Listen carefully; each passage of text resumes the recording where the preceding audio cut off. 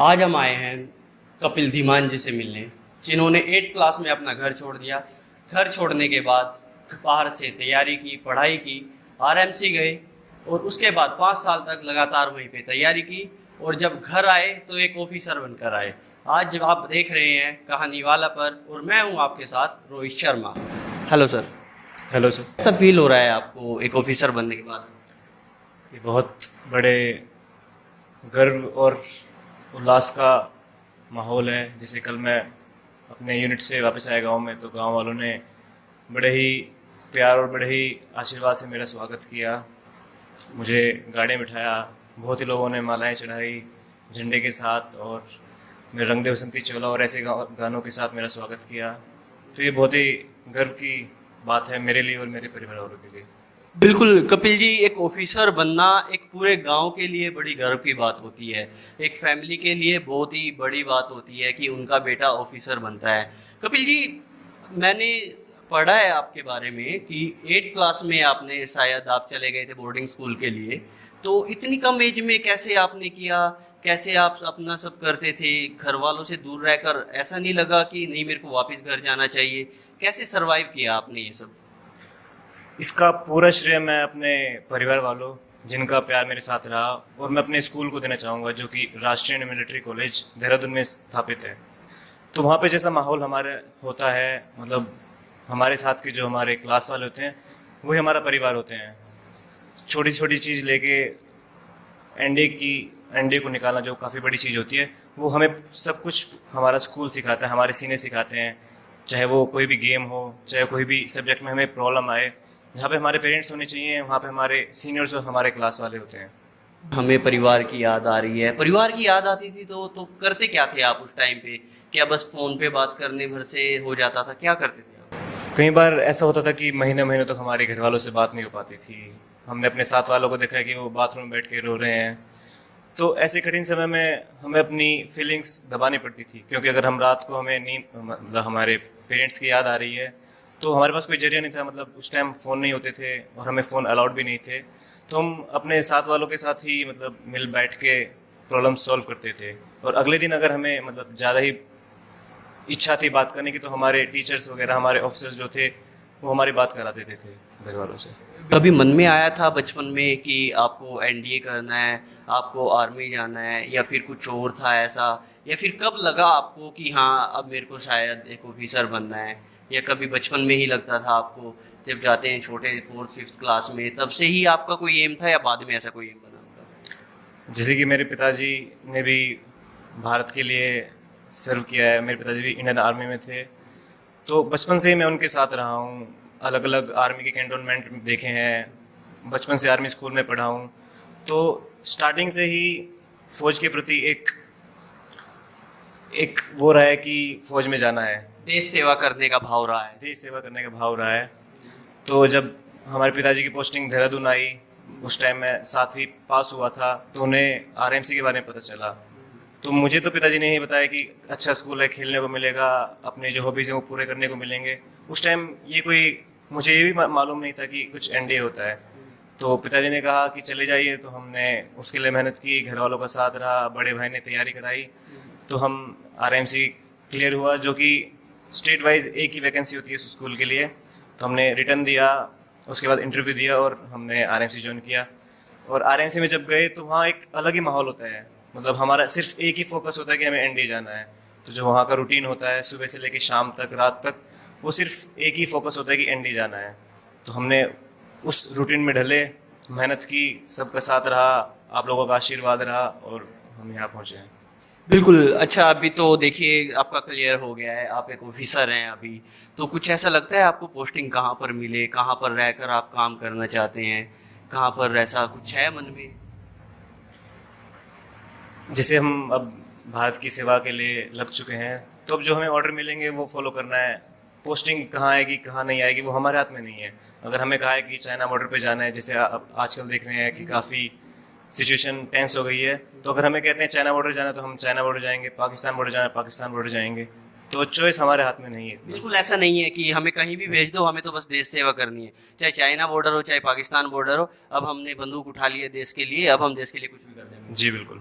बिल्कुल उसी तरह का एक जज्बा आ गया है अंदर देश सेवा का। जैसे आपके परिवार पहले से ही आपने बताया, हम भी एक रिसर्च करके आए हैं, आपके पापा हैं जो वो भी आर्मी में रहे हैं, तो एक उसी तरह का जज्बा आपके अंदर भी है कि अब तो बस देश सेवा करनी है और वही हम करेंगे। जी बिल्कुल, हमारे पिताजी ने भी 25 साल इस देश के लिए कुर्बान किए हैं और अब हमारी ज़िंदगी जो आगे बची हुई है देश के लिए हाजिर है। कपिल जी एक क्वेश्चन और है मेरा आपसे कि कभी ऐसा माइंड नहीं हुआ, माइंड डिस्ट्रैक्ट हो गया हो? आप तो काफ़ी अच्छे हैंडसम स्मार्ट हैं, कभी ऐसा नहीं रहा कि माइंड डिस्ट्रैक्ट हो गया हो? आजकल तो लड़के डिस्ट्रैक्ट हो जाते हैं। हुआ है, जैसे आजकल सोशल मीडिया का हाँ। काफ़ी प्रचलन है, तो काफ़ी टाइम होता है कि नहीं यार हो जाएगा, कल कर लेंगे, परसों कर लेंगे, लेकिन एक होता है कि गोल बनाना कि मुझे करना है, और एक होता है उस गोल पे चलना कि बाकी सारे अपने आराम की ज़िंदगी छोड़ के एक गोल को पाना। तो वो सिर्फ अपने मेहनत से नहीं आता, उसके लिए काफ़ी और चीज़ें होती हैं, दृढ़ निश्चय करना होता है, बड़ों का आशीर्वाद इसमें काफ़ी महत्वपूर्ण पार्ट रखता है। तो काफ़ी बार हुआ है कि नहीं हो गया है, रात को लेट होके सो जाते हैं, और हुआ है कि दूसरी राह पे जाने का मौका मिला लेकिन हमने अपने आप को कंट्रोल किया है। हाँ, जब भी डिस्ट्रैक्ट हुआ है तो फिर अपने गोल को ध्यान किया है कि हाँ हमारा ये गोल है, मेरे को तो बस एक बार एनडीए करना है, उसके बाद देख लेंगे, पूरी ज़िंदगी आराम से फिर गुजारनी है तो उसके बाद ये सब कर लेंगे। फुटबॉल भी काफ़ी अच्छा खेलते थे, फुटबॉल के कैप्टन है, सुना है रहे हैं आप अपने स्कूल में? जी फुटबॉल नहीं, हॉकी। तो जैसे मैंने बताया कि स्कूल में सारे गेम खिलाते हैं हमें, तो अगर आपको 12-13 साल की उम्र में अगर एक्सपोजर मिल रहा है सारे गेम्स के प्रति, तो एक आपको पता चल जाता है कि आपको इंटरेस्ट किस गेम की तरफ है।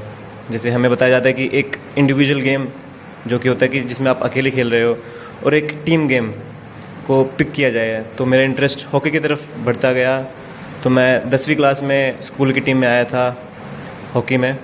फिर देहरादून में जैसे काफ़ी स्कूल हैं, तो एक गेम्स का काफ़ी अच्छा माहौल है, तो हम धीरे धीरे बाकी स्कूल की टीम के साथ खेले, फिर आउट स्टेशन टीम्स आती थी उनके साथ खेले, तो धीरे धीरे गेम के प्रति माहौल बढ़ा। फिर एनडीए गए, एनडीए में एक टूर्नामेंट होता है जिसमें सारी एकेडमीज आती हैं, मतलब जो आर्मी की एकेडमी है, नेवी की एकेडमी है, तो एक मीट होती है, उसमें हम खेले, वहाँ पे हमने स्वर्ण पदक जीता। तो ऐसे ही गेम खेले। बिल्कुल। थोड़े अभी जो हमारे ऑडियंस हैं उनको कुछ मैसेज देना चाहेंगे, कोई यंग बच्चे कि किस तरीके से वो करें? अभी आपको देख रहे होंगे, आपको सुन रहे होंगे, उनको आप कोई मैसेज देना चाहेंगे? मैं आज के ऑडियंस को या आज के यूथ को यही मैसेज देना चाहूँगा कि हम अपने कल्चर को भूल रहे हैं। अगर हम अपने पहनावे, अपने खान पीन से शुरू करें तो हम थोड़ा वेस्टर्न कंट्रीज़ की तरफ ज़्यादा जा रहे हैं, और अपने रूट्स, जो अपने विचार हैं, अपने बड़ों से जो हमें सीख मिलती है, वो हम थोड़ा भूलते जा रहे हैं। जैसे नई टेक्नोलॉजी आ रही है, फ़ोन आ गए हैं, टीवी आ गया है, सोशल मीडिया का जैसे इतना आजकल बढ़ावा चल रहा है, तो उसमें हम अपने बेसिक्स भूल रहे हैं। हम अपने बड़ों का आदर करना भूल रहे हैं। जिसे पैर छूने की परंपरा थी वो तो बहुत दूर, आजकल तो कोई नमस्ते नहीं करता। तो मैं यही कहना चाहूँगा कि इन सब में हम अपने घर, हम अपने परिवार को थोड़ा भूलते जा रहे हैं। तो सबसे पहले ज़िंदगी का यही है कि हम अपने माता पिता की सेवा करें, अपने बड़ों का आदर करें, क्योंकि मेहनत के साथ साथ घर वालों का आशीर्वाद भी किसी चीज़ को पाने के लिए बहुत ज़रूरी है। अब मेरे साथ हैं एक ऑफिसर और एक ऑफिसर के पिताजी, जो देश के लिए पहले ही 25 साल सेवा कर चुके हैं। मेरे साथ है कृष्ण धीमान जी। कैसे हो सर? बढ़िया जी, बहुत धन्यवाद आपका। कैसा फील हो रहा है, बेटा ऑफिसर बन गया है? इससे बड़ी कोई खुशी हो ही नहीं सकती, और जिसका बेटा अफसर बन जाए। बिल्कुल, बेटा ऑफिसर बन गया, इससे बड़ी तो खुशी हो ही नहीं सकती है। सर सोचा था कभी कि अब मैं एक आर्मी में काम कर रहा हूँ और कल मेरा बेटा इतना बड़ा ऑफिसर बन जाएगा? मैंने आर्मी में रहते हुए ये सोच लिया था कि फौज में जाना है, बच्चे को अफसर बना कर जाना है। बिल्कुल, पहले ही ठान लिया था कि बच्चा जाएगा तो फौज में ही जाएगा, और जाएगा ऑफिसर जाएगा। अब तो मज़ा आ रहा होगा। बिल्कुल, आपके जो कुलीग आपके साथ काम करते होंगे सब फ़ोन कर रहे होंगे आपको कि बेटा ऑफिसर बन गया, बेटा, हर जगह से फ़ोन आ रहे होंगे। देखो, जिससे मेरे संबंध है, जो मेरे को जानते हैं, सभी बधाई दे रहे हैं और सभी ने बच्चे को आशीर्वाद दिया है। गांव में भी कल मेरे को बिना बताए गांव वालों ने जो है इतना बड़ा फंक्शन किया है, पूरे जवान लड़कों ने, सब ने मिल के पूरे गांव में अपने रीति रिवाज के मुताबिक मंदिर में हर जगह बेटे को घुमाया, उसके बाद घर पे लेके आए हैं। बिल्कुल, जैसे कृष्ण जी ने बताया कि हिंदू रीति रिवाज के मुताबिक बेटे को पहले मंदिर लेके गए और गांव के जो यूथ ने एक अच्छा फंक्शन किया, अच्छा ढोल वोल बजा के तिरंगे झंडे के साथ एकदम बड़े सही तरीके से सम्मान के साथ उनको घर लाया गया। अच्छा कृष्ण जी, मैं जानना चाहूँगा, हमारा चैनल है कहानी वाला, इस पर एक किस्से कहानियाँ ज़्यादा होते हैं, कोई कपिल जी के बारे में कोई ऐसी बचपन की कहानी आप बताएंगे जब छोटे रहे होंगे? बहुत कहानियाँ होती हैं बच्चों की, छोटे छोटे बच्चे होते हैं, कोई ऐसी कहानी उनके बारे में आप? कपिल है ना, ये एक गॉड गिफ्ट है हमारे लिए जी। इसका बचपन से ये बिल्कुल ही मतलब कोई शरारती बच्चों में नहीं था, ना ही शरारत करता था। सबसे पहले अपना होमवर्क करता था, स्कूल से आता था, हम कभी इसको ये बोलने की ज़रूरत नहीं पड़ी भाई चल पढ़ाई कर ले, इसको और ये बोलना पड़ता भाई सो जा, बहुत हो गया है, खेलने चला जा, हम खुद भेज देते इसको। भी एक होता है कि बच्चों का ना किस्सा होता है, कोई ना कोई बचपन का छोटा किस्सा होता है कि कुछ ऐसा किस्सा किया हो बचपन में जो नहीं पता हो किसी को, कुछ ऐसा बताना चाहेंगे आप कपिल के बारे में? नहीं, ऐसा तो अलग से कुछ नहीं है, बाकी इसका जो खिलौने रखता था ये, हाँ यही चीज़ हम सुनना चाहते हैं। कार वगैरह, ये जो छोटी छोटी कारें हैं वो इनको चलाना, उनको आपस में एक्सीडेंट करना, या जहाज उड़ाना। इस छोटा बोलता भी था मैं पायलट बनूंगा करके।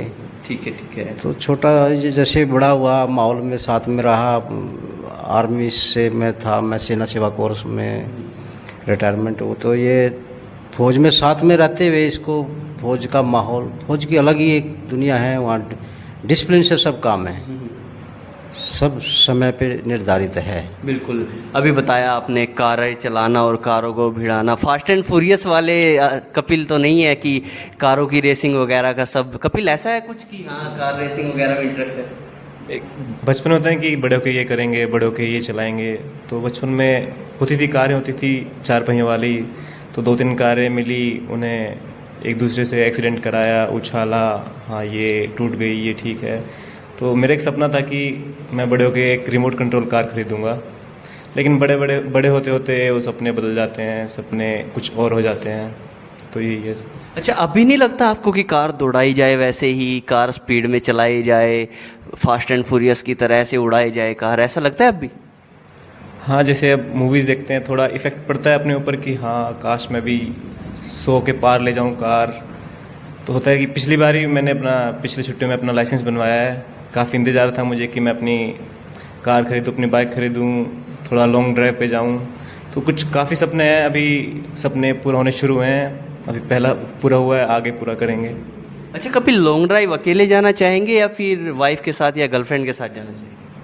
पहली लॉन्ग ड्राइव मैं अपने फैमिली के साथ जाना चाहूँगा, और हाँ लॉन्ग ड्राइव सबके अपने अपने फैमिली के साथ अलग मज़ा है, वाइफ के साथ अलग मज़ा है, और अकेले जाने का अलग मज़ा है। मतलब अकेले कान में ईयरफोन लगाए, एक पीछे बैग डाला और निकल दिए ना। सोलो टूर मतलब ना कोई होटल बुकिंग, ना कोई गूगल मैप देखना, बस जहाँ रास्ते मिल रहा है चलते जाए। घर से निकले और जहाँ ठिकाना मिला वहीं पे रोक दिया। जी बिल्कुल। कोई मैसेज आप देना चाहेंगे पेरेंट्स को या बच्चों को कि कैसे आगे बढ़े?